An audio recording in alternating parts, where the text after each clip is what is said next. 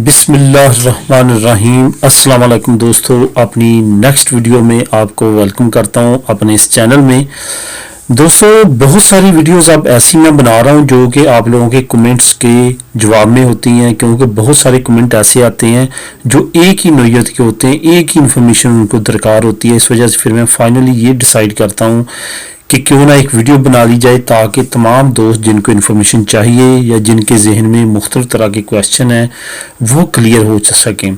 वो दोस्त जो नेशनलिटी के बिल्कुल करीब हैं या जिनकी जमा है या फावराबल हो चुकी है या खुरामिन तो रहती है, कोई सर्टिफिकेट और नासीमेंटों का वेट कर रहा है, इस तरह के कोई भी, या पूरी यूरोपीय यूनियन में कोई भी भाई जो कि नेशनलिटी के करीब है और उसको अनकरीब मिलने वाली है या देर में मिलने वाली है, उसके जहन में यही क्वेश्चन है कि क्या इंग्लैंड के दरवाजे मेरे लिए बंद हो चुके हैं, क्या मैं नहीं जा सकूंगा, क्या मैं वहां पे सेटल नहीं हो सकूंगा। ऐसा कुछ भी नहीं है दोस्तों। थोड़ा सा बात करेंगे इस वीडियो में इसी नोयत की इंफॉर्मेशन पे।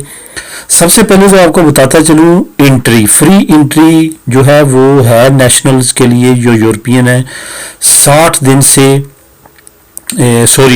से 180 दिन तक, ठीक है।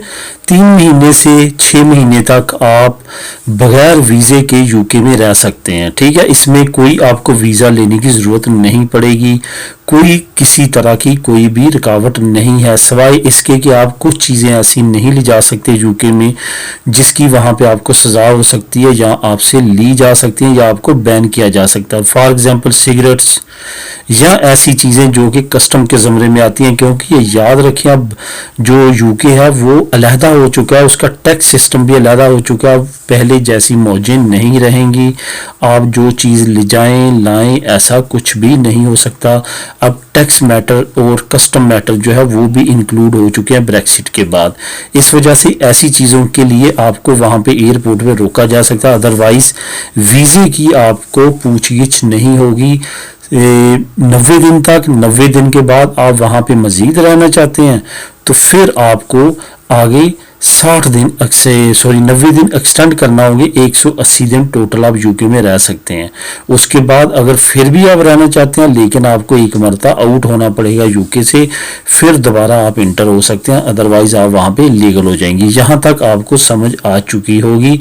अब बात करते हैं कि अगर हम वहाँ पे काम करना चाहते हैं तो क्या नोयत होगी। देखिए, वो सेम लाइक इसी तरह है कि अगर आप वहाँ पे जाते हैं 90 दिन के लिए, आप देखते हैं आपको कि काम पसंद आता है, वहाँ पे जो है आप चाहते हैं कि मैं यहाँ पे रहूँ काम करूँ, आप बहुत सारे वहाँ पे एम्प्लॉयर्स हैं, वहाँ पे आप बात कर सकते हैं मैं वर्क परमिट लेना चाहता हूँ, मैं यहाँ पे काम करना चाहता हूँ, वो आपको वर्क परमिट दे दें।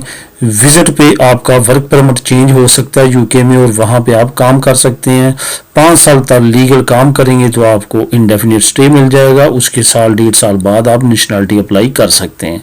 इतना लेंथी प्रॉब्लम वाला प्रोसेस नहीं है यूके में।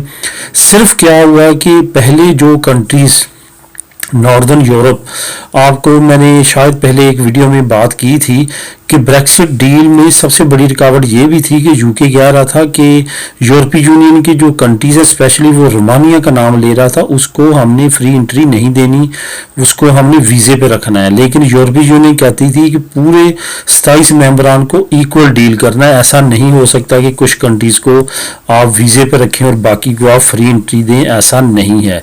इस पे भी काफ़ी देर डिले रहा, लेकिन उसके बाद ये मसला हल हुआ। अब पूरी यूरोपीय यूनियन की एंट्री है 90 दिन की और 180 वहां पे रह सकते हैं। तो वर्क परमिट पे जो मैं बात कर रहा था वो बिल्कुल ऐसे आप कर सकते हैं, वहां पे जा सकते हैं, चेक कर सकते हैं।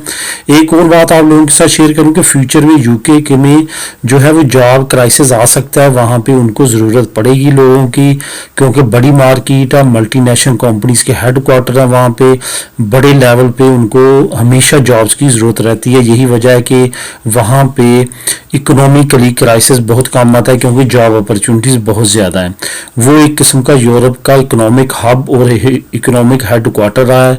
बड़ी बड़ी नेशनल, इंटरनेशनल, मल्टीनेशनल कंपनीज के हेड क्वार्टर हैं। इस वजह से वहाँ पे बहुत है। तो आने वाले फ्यूचर में वहाँ पे जॉब अपॉर्चुनिटीज़ होंगी, क्यों यूरोपियन फ्री मूवमेंट ख़त्म हो जाएगी, वहाँ पे जॉब्स की रहेगी। लेकिन आपके पास अगर तो ऐसी कोई स्किल है जो हाई स्किल्ड में आता है, तो फिर आपके लिए बहुत ईजी होगा। अगर नहीं आप किसी किस्म की स्किल्ड में, तो फिर आपके लिए नॉर्मल लो स्किल्ड वर्क परमिट लेना पड़ेगा, जिस पे आप वहाँ पे काम करेंगे।